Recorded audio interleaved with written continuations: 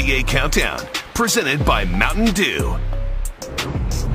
Welcome back to Countdown. Remember, the second game of our doubleheader, Lakers are heading to Portland. It's a very high-stakes matchup, and I can kind of see it in your eyes, the confusion surrounding the play-in tournament. We want to get it all broken down for you. Kirk Goldsberry is actually in the studio here with us. He's a little bit of a genius with the playoff, a genius with math, and he's going to break it all down for you leading into this Lakers and Portland matchup. Yeah, thanks, Maria. Simply put, this is the biggest game of the year for both the Lakers and the Blazers, but they arrive at this game in different ways. The Lakers have lost 4 of their last 5. The Blazers have won 5 of their last 6. The result of those 2 streaks is that these 2 teams are now deadlocked in 6th, fighting for the last guaranteed playoff spot out west. But here's the big deal for the Lakers. They have a very tough remaining schedule. Not only do they have this game at Damian Lillard's Portland Blazers tonight, they have a huge game Sunday against Chris Paul and the Suns, and then Tuesday at home in Staples against the red-hot Knicks. If LeBron James is not able to play, there's a world where the Lakers go 0-3 here. But if there's one piece of good news for the Lakers, it's that the Blazers also have a very tough remaining schedule. Look at this. Lakers, Spurs, Jazz, Suns, all remaining here. But here's the main point. The Blazers are hotter and healthier than the Lakers are right now. And so if they just hold serve tonight, here's the scenario that I see playing out. The Lakers drop and the Trailblazers steal that last guaranteed spot. And yes, that's right. The Lakers begin their title defense in the play-in tournament, potentially against Steph Curry and the Golden State Warriors. All right, appreciate that, Kirk. And if that is the case, the Lakers would be the 7 or 8 seed in the Western Conference, meaning a first-round series against either the Jazz or the Suns. Of course, that's if they made it past the Warriors. And according to ESPN's BPI, Utah would have a 62% chance to beat the Lakers in a playoff series, while Phoenix would have a 38% chance. Okay, so Jay Rose, we just got it all broken down. Woj told you that LeBron James might not be able to come back really anytime soon. He's working towards being able to be back on the court. We know where they could end up. Kirk believes in the Portland Trailblazers because they're moving really hot right now. Do you have concerns for the Lakers? I have major concerns. Shout to 24-karat Goldsberry. He is a genius. You called it. Here's the thing. I'm going to just say this. If the Lakers are involved in the play-in tournament, they will not win the championship this year. Wow. That's how strong I feel about it. We have never seen a team 7 seed or below win a championship in the history of the league. And I know that this is a unique season with COVID and people being in and out of lineup in 72 games and having it abbreviated. That's the main reason. But another reason is when you come from the 7th spot, man, that journey is so very tough. And look at how Anthony Davis just got injured the other day. That's a prime example of why that hill is so very steep decline. So for me, it's imperative that they're not part of the play-in tournament.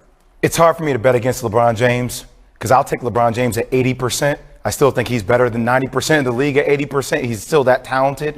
The interesting thing for me is they're going to be in the play-in tournament. I've been saying this for the longest time. That's going to happen. Truncated season, injuries, Dennis Schroeder. It's going to be tough. But you know what? All right, we're reevaluating Donovan Mitchell's injury. His ankle, right? Okay, Utah, you've been the best team in the league the whole year. The whole year, that's all everybody's been talking about. They deserve it. They're the best team. You have to go against the Lakers in round 1. Prove it. Prove it. Yeah. Prove it against that team with 7 seed or lower to actually have a chance to win it. But that 7 seed team didn't have LeBron James or AD. It could be a very early test for either the Jazz or the Suns or whoever comes out number 1 in the West. And that's not what you want to see, but essentially it could be something. Yeah, you have no choice. But injuries have played a huge role in the Western standings in general.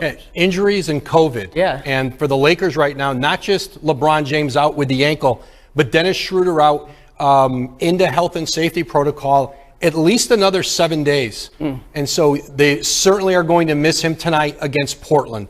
Listen, he's their playmaker. He's a great defender in the backcourt, and against Dame Lillard and CJ McCollum, you know, they're playing with Alex Caruso in the backcourt now. That's going to be difficult for the Lakers. And then that New Orleans team who was trying to fight their way back into the play-in, you know, Zion Williamson with that fractured finger on his shooting hand, his ring finger. I think the expectation is he's probably played his last regular season game. If they somehow got in the play-in and could advance, perhaps. But this isn't an injury that you just are back out on the court with. And I think for New Orleans, ultimately, this was a team that was really a disappointment this season. Now, can I ask you a question? If you're a Lakers fan and you see Father Time taking its effect on LeBron James, are you confident moving forward that AD can carry your franchise? He hasn't shown that he can stay healthy for the entire regular season. This is a perfect example why. When LeBron James at this point of his career is going to miss games potentially, you hope AD can be healthy, but he's also out, and that's why they're in this situation. I think this is a tough year to make those kind of judgments about players on. The Lakers, we could have scripted them having injury problems coming out of the bubble, the shortest offseason of anybody, then a tight regular season with a lot of games condensed into a few days. We've seen injuries all over the league, and I think for LeBron James, for Anthony Davis, I think it was telegraphed that this was something the Lakers are going to have to deal with, and here it is. Yeah, they had a short offseason. Right now, the Lakers are 2-4 with just AD on the court, no LeBron James, but they've lost 7 of their last 9. And again, they're scratching and clawing to keep themselves out of the play-in tournament. That's going to be game 2 of our doubleheader as they take on Portland, trying to maintain that 6 seed, that tiebreaker. Jason Tatum, actually, the Celtics sitting at 6 right now, too, getting ready to take on the Bulls. Again, last time we saw him on a Friday, he dropped 60. You saw the picture. Well, if he was Kobe, he would have scored 81. Wow. What you gonna say now? He's our late game tonight. We got Trailblazers, we got Lakers. We know what's on the line there. What's the latest? Yeah, look, listen, LeBron James and the Lakers are becoming resigned to the fact that he's going to have to play with discomfort for the rest of the season. They don't have time to get this ankle back to 100%. He probably came back too soon last week. He saw his team taking on losses. He wanted to come back and help, and he was unable, I was told, to really be able to explode off that ankle, to make hard cuts. He's stepped away again now, missed the back-to-back games. They've got Phoenix Sunday, the Knicks Tuesday. Unclear whether he's going to come back there. But for LeBron James and the Lakers, listen, they're trying to get him as much rest as they can, but that high ankle sprain is going to continue to be an issue in the playoffs. He's probably not going to be 100%. I think there's even more of a burden now on Anthony Davis to carry a bigger load with LA. Yeah, and we saw him going out with back spasms, was only able to play 9 minutes, but the Lakers are 9-14 without LeBron James on the court. Again, you will see the Lakers tonight at 10 Eastern against the Portland Trailblazers. Should be a good one. There'll be fans in the building. And the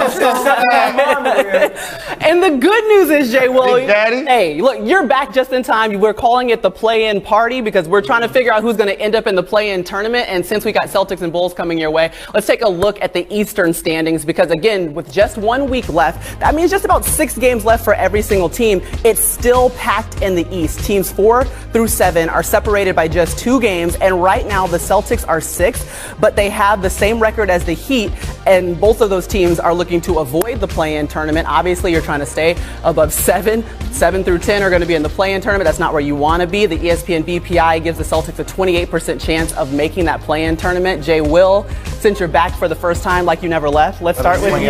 Yeah, absolutely.